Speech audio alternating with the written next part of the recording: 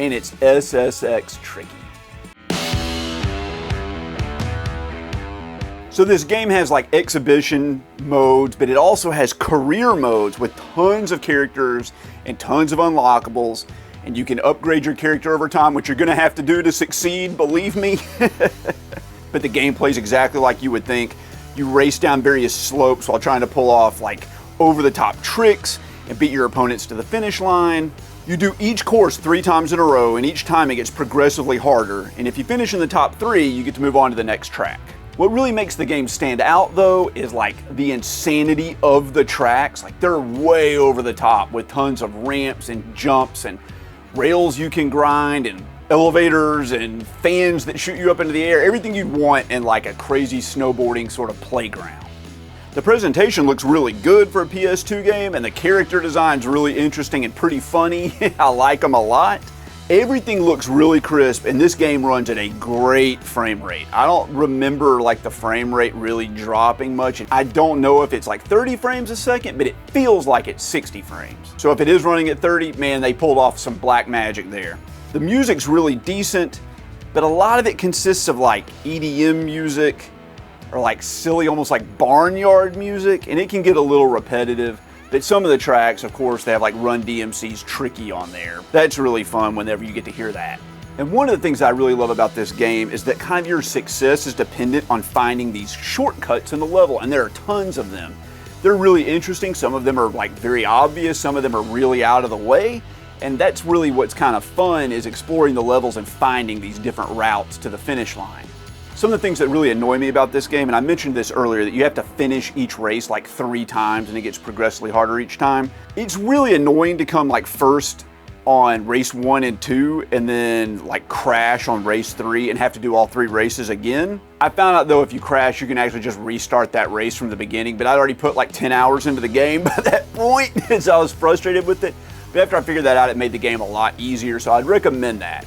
If you're doing really well and you just like start blowing it towards the end of the race, just restart that section of the race and you'll be fine.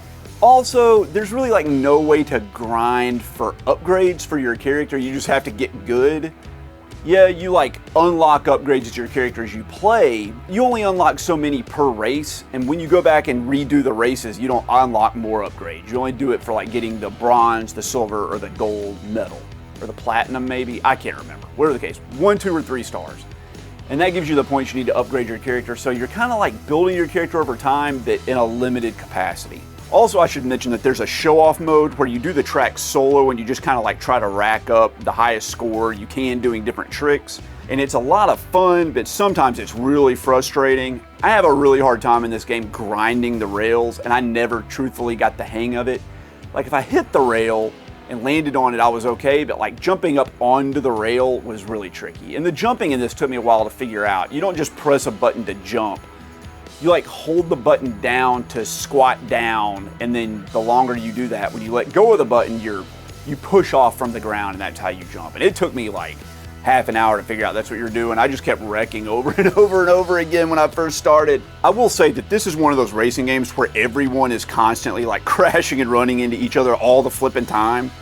It keeps the game hectic and exciting, but it took a long time to feel like I really got into the flow of the game, and it's also really annoying when like, I guess they call it Mario Kart, it's like rubber banding. Like you can be blowing everybody out of the water and you should be half a course ahead of them, but the game, like when you crash, instead of it starting you where you are, it sort of puts you where everyone else is. So you stay in the action all the time, and it's really annoying when, like I said, you get out in front and like the dudes behind you wreck and then they just appear next to you. So it can get really tenuous there on some of the harder levels where you're trying to win the race, you know, and the people are always around you all the time. You can't really get that good lead on them. Like I said, all the tracks are really insane with tons of like switchback turns and secrets and gimmicks, and the game never ever got boring.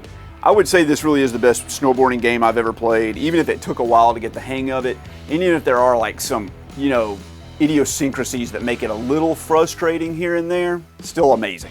So I beat SSX Tricky on the career mode, finished all the races, and I think almost fully upgraded my character and unlocked most of the tricks in the game. I didn't finish it all doing the trick mode where you're just doing tricks. I had a hard time beating one of the levels. I couldn't get the rail grinding score up high enough. I just couldn't figure it out. But I had a good time, and I spent a lot of time with this game. It's an 8 out of 10. A great game. Fantastic. I recommend it. If you like snowboarding games, you've probably already played this, but if you haven't, you should definitely dive into it. And I'm really excited to try out the rest of the series. I think I have them all.